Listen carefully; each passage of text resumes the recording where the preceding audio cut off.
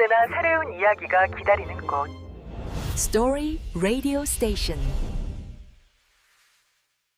안녕하세요. 여러분의 이야기 창고 스토리 라디오 스테이션입니다. 저는 금융과 시사, 이런 뉴스에 관심이 많은 사람입니다. 안녕하세요. 저는 인물, 개인사나 세상 돌아가는 이야기에 관심이 많은 사람입니다. 고기 좋아하세요? 그 질문 왜 하시는지 알 것 같아요. 네, 오늘 주제가 바로 인공육의 세계라서 물어봤습니다. 네, 요즘 비욘드 미트 같은 기업들 덕분에 아주 뜨거운 주제죠. 그렇죠. 그런데 이 진짜 같은 가짜 고기를 만들려는 인류의 시도가 사실은 100년도 더 넘었다는 거 알고 계셨나요? 와, 100년이요? 네. 오늘은 그 아주 흥미로운 여정을 한번 따라가 보려고 합니다. 네, 이 기술이 정말 우리의 미래가 될 수 있을지 그 가능성과 한계를 한번 짚어보는 거죠. 좋습니다. 오늘 이야기의 핵심 키워드는 아마 모방이 될 것 같아요. 인류가 고기를 얼마나 정교하게 따라할 수 있었는지, 그리고 어쩌면 그 모방을 넘어서는 순간에 진짜 혁신이 있는 건 아닐까? 좋은 관점이네요. 이런 관점을 가지고 들어보시면 더 재밌을 것 같습니다. 그럼 먼저 우리가 흔히 인공육이라고 부르는 것들부터 좀 명확하게 정리하고 시작하죠. 네, 이게 사실 완전히 다른 두 가지 기술이잖아요. 맞습니다. 이거 구분하는 게 제일 중요해요. 첫 번째는 식물성 대체육. Plant-based meat. 네, 마트에서 흔히 볼 수 있는 비욘드 미트나 임파서블 푸드 같은 제품들이죠. 콩이나 완두콩 같은 식물성 단백질을 원료로 해서 과학기술로 고기의 맛, 식감, 심지어 육즙까지 재현해낸 겁니다. 그러니까 고기를 아주 잘 흉내낸 식물이네요. 딱 맞는 표현입니다. 그리고 두 번째는 훨씬 더 미래적인 개념이죠. 네, 배양육. 맞습니다. Cultured meat. 이건 살아있는 동물의 세포를 아주 조금 떼어내서요. 실험실에 있는 바이오 리액터라는 거대한 영양탱크 속에서 키워낸 진짜 동물 근육 조직이에요. 와, 진짜 고기군요. 생물학적으로는. 그렇죠. 생물학적으로는 우리가 먹는 고기랑 똑같아요. 근데 동물을 사육하거나 도축할 필요가 없다는 게 가장 큰 차이점이죠. 하나는 정교한 모방품, 다른 하나는 복제품. 네, 그런 셈이죠. 근데 이 아이디어의 시작이 실리콘밸리가 아니라 19세기 말이었다는 게 정말 놀랍지 않나요? 맞아요. 저도 자료 보면서 그 부분이 제일 놀라웠습니다. 시작이 바로 그 시리얼로 유명한 켈로그 박사더라고요. 네, 존 하비 켈로그. 이분이 독실한 신자이자 의사였는데 육식이 인간의 건강을 해치고 좀 불필요한 욕망을 자극한다고 믿었어요. 종교적인 신념이 있었군요. 네, 그래서 1896년에 땅콩을 주재료로 너토즈라는 걸 만들었습니다. 너토지요? 네, 이게 그냥 땅콩 버터 같은 게 아니고요. 캔에 담아서 런천미트처럼 썰어서 구워 먹는 형태였어요. 와, 거의 130년 전에 그런 생각을. 그렇죠. 고기의 식감과 형태를 식물로 구현하려는 최초의 산업적인 시도였던 셈이죠. 흥미롭네요. 그럼 배양육의 기원은 더 극적이에요. 여기서 윈스턴 처칠이 등장하니까요. 맞아요. 1931년에 처칠이 50년 후라는 제목의 에세이에서 정말 소름 돋는 예측을 합니다. 뭐라고 했죠? 우리는 닭 가슴살이나 날개를 먹기 위해 닭 전체를 기르는 부조리함에서 벗어나 적절한 배양액 속에서 이 부위들을 별도로 기르게 될 것이다. 와, 거의 100년 전에 배양육의 핵심 개념을 정확히 꿰뚫어 본 거네요. 그냥 상상만 한 게 아니라 그 이유까지 정확했다는 게 놀라운 거죠. 맞아요. 뼈나 내장처럼 우리가 먹지 않는 부분을 키우는 데 들어가는 사료와 자원의 비효율성을 지적한 거잖아요. 바로 그겁니다. 이게 오늘날 배양육 개발의 가장 중요한 명분이기도 하거든요. 처칠의 이 통찰이 나중에 배양육의 대부라고 불리는 분에게 영감을 줬고, 네, 빌렘 반 엘렌에게 직접적인 영향을 줬고 심지어 나사까지 이 연구에 뛰어들게 만들었죠. 나사가 등장하는 부분도 정말 의외였어요. 우주 탐사랑 인공육이 무슨 관련이 있나 싶었는데, 생각해보면 아주 필연적인 연결고리죠. 그렇죠. 화성 같은 장기 우주 탐사에서 단백질을 어떻게 공급할 것인가? 맞습니다.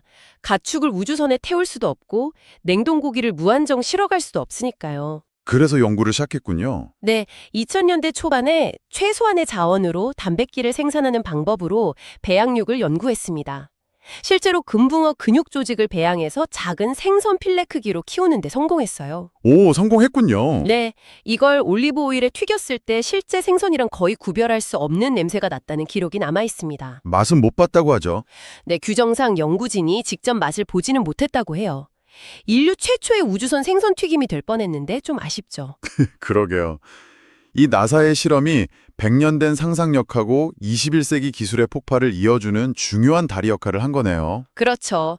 그리고 2009년 마침내 그 폭발의 시작을 알린 비욘드 미트가 등장합니다. 아, 드디어 나왔네요. 이건 그야말로 시장의 판도를 바꾼 사건이었어요.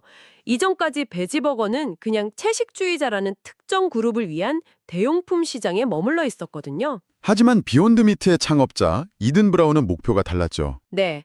처음부터 고기 애호가들을 공략하겠다고 선언했습니다. 채식주의자가 아니라 고기 좋아하는 사람들을. 맞아요. 평소에 고기를 즐겨 먹는 사람들의 입맛을 만족시켜서 그들의 선택지 중 하나가 되겠다. 아주 야심찬 목표였어요. 그러려면 무엇보다 식감을 잡아야 했겠네요. 정확합니다.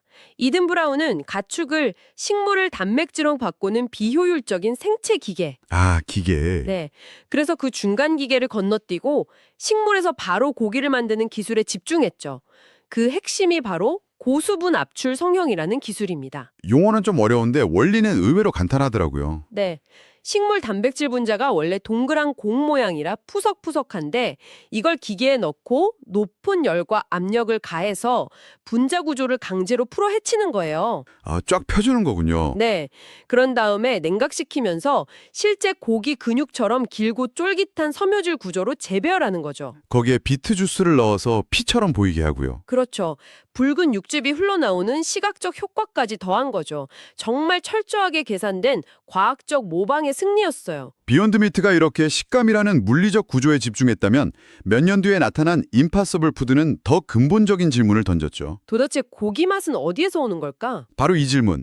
그리고 그들이 찾아낸 답이 햄, HEM이라는 분자였고요. 네, 우리 혈액 속 헤모글로빈에 들어있는 그 철분 분자요. 이게 고기를 익힐 때 특유의 감칠맛하고 약간 쇠맛 같은 풍미를 만들어내는 핵심 성분이라는 걸 밝혀낸 거죠. 식물 뿌리에도 있긴 하지만 대량으로 추출하기는 어렵고 비효율적이었죠. 그래서 임파서블 푸드는 유전공학 기술을 동원했습니다. 콩뿌리 혹에서 햄 유전자를 추출해서 효모에 이식한 거예요. 아, 효모에다가 네. 그리고는 마치 맥주를 양조하듯 거대한 탱크에서 이 효모를 발효시켜서 햄 분자만 대량으로 생산해낸 겁니다. 정밀 발효라고 불리는 기술이죠. 그렇게 만든 햄을 식물성 패티에 넣었더니 구울 때 정말 고기처럼 피가 배어 나오는 듯한 효과가 나타났죠. 그래서 피 흘리는 식물성 버거라는 별명이 붙었잖아요.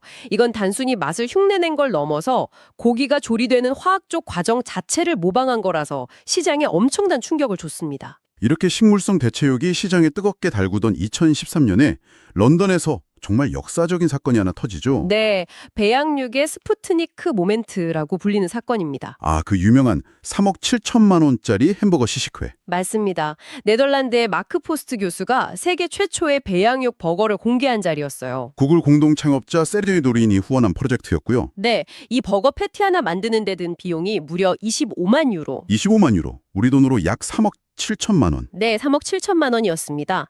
그 자리에 있던 음식 평론가의 시식평이 아주 걸작이었어요. 고기에 가까운 맛이지만 지방이 전혀 없어서 육즙이 부족하고 좀 건조하다. 3억 7천만 원짜리 음식에 대한 평가치고는 너무 솔직했죠?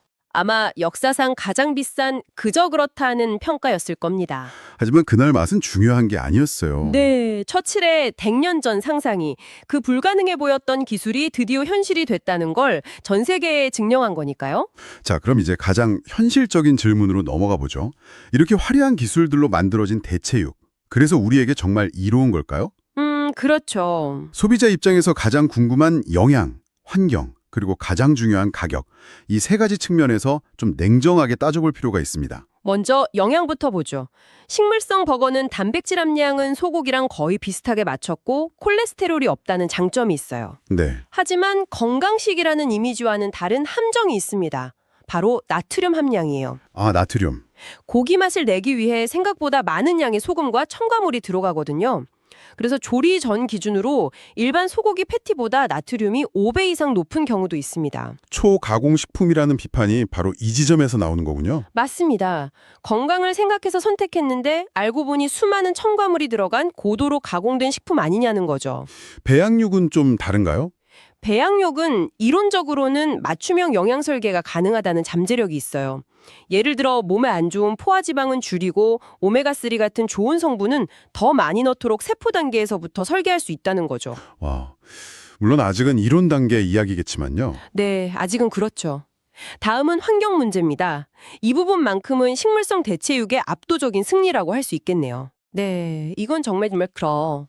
자료를 보면 소고기 1kg 생산과 비교했을 때 식물성 대체육은 온실가스 배출량을 90%, 토지 사용량을 93%, 물 사용량을 99%나 줄일 수 있어요. 99%요? 와, 정말 엄청난 수치네요. 그렇죠.